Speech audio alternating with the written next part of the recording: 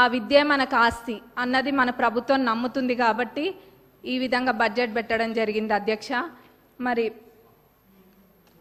నేను ఇందాక అన్న విధంగా వాళ్ళు చేయండి తప్పకుండా మన ప్రభుత్వం చేసి చూపిస్తుంది. మరి మా పాలకుర్తి నియోజకవర్గానికి వస్తే అధ్యక్ష, దేవాదుల కింద మాకు ప్యాకేజ్ 6 అని ఉంటుంది అధ్యక్ష.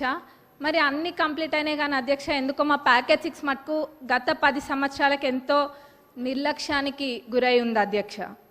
అది ఎంత పెద్ద ప్రాజెక్ట్ అంటే మొత్తము దానివల్ల 78,000 ఆయకట్టుకి నీరు వస్తాయి అధ్యక్ష. అయినా కానీ ఎంతో నిర్లక్ష్యం చేసిండ్రు అధ్యక్ష.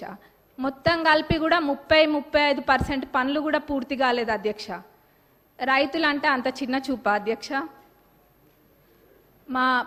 మనము ఇప్పుడు రైతుని రాజు చేసే ప్రభుత్వం మన ప్రభుత్వం అధ్యక్ష. కాబట్టి మన ప్రభుత్వంలో ఇది ఖచ్చితంగా చేయాలి అధ్యక్ష. మరి